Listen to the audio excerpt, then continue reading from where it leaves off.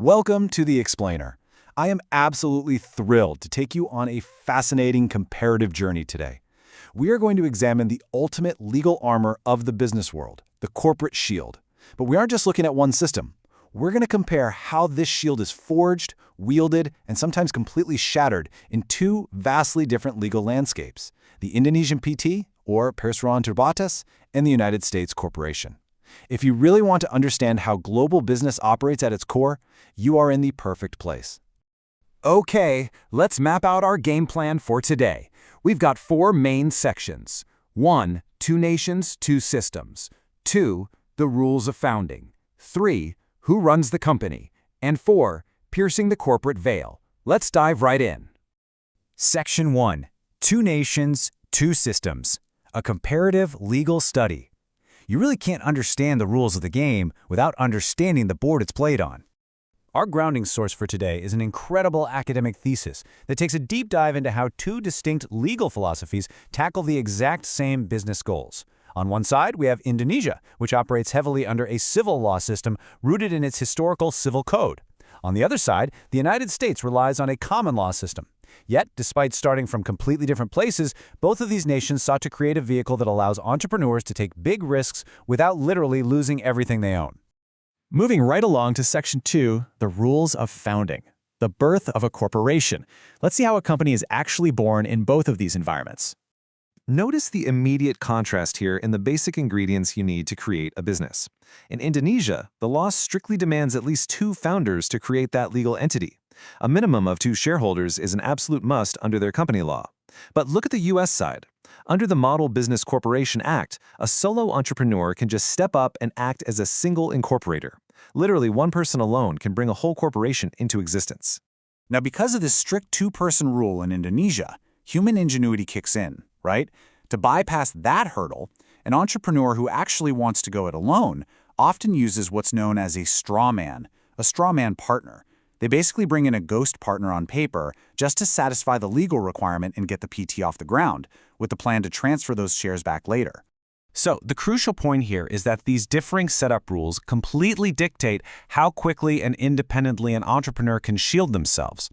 The U.S. model is highly pragmatic. It focuses purely on the intent to do business and allows a single actor to set up that liability shield immediately.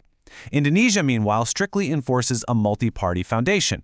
It's a philosophical stance that a company inherently implies an association of more than one person, even if the market has to find creative workarounds to make solo ventures possible. Alright, Section 3. Who runs the company? The management structure. The entity exists, but who is actually steering the ship?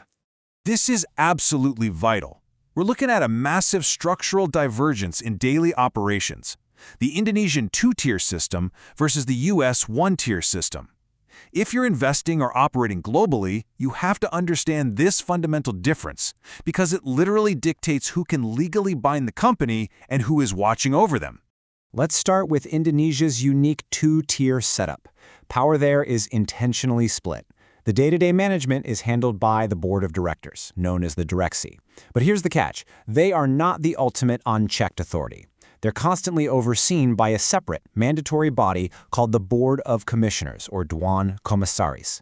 This board doesn't manage daily tasks. Its sole legal purpose is to supervise the directors, advise them, and fiercely protect the shareholders' interests. It's an automatic, built-in system of checks and balances.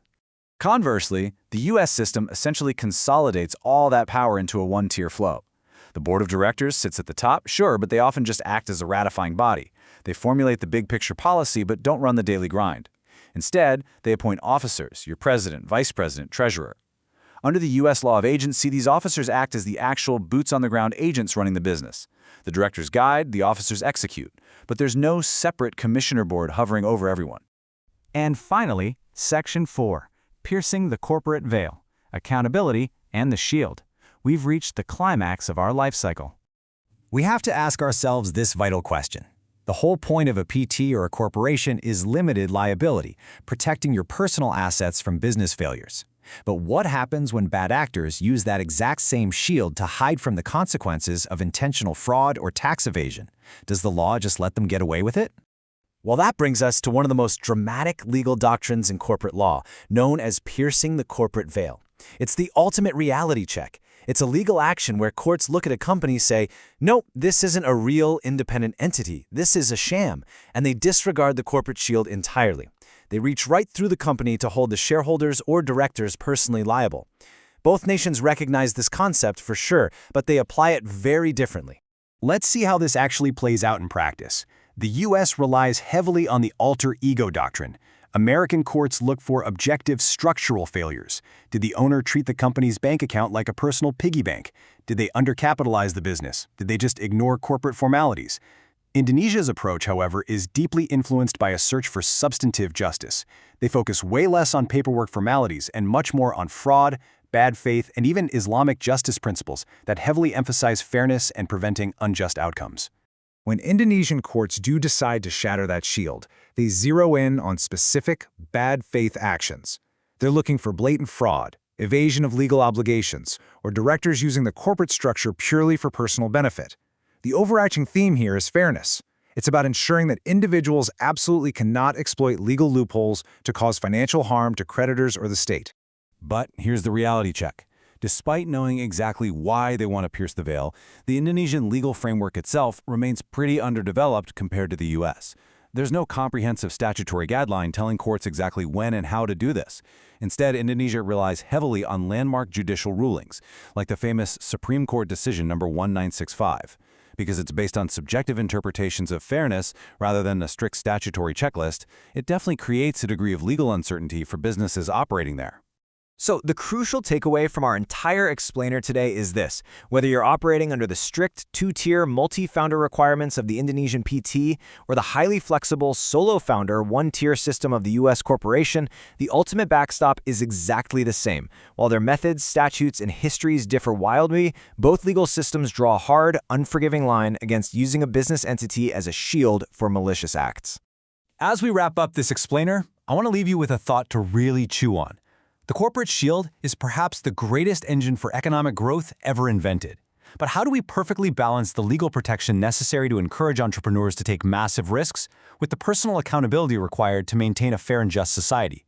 It's a massive question, and one that every legal system is still trying to perfect. Thank you so much for joining me. Keep learning, and I'll catch you on the next explainer.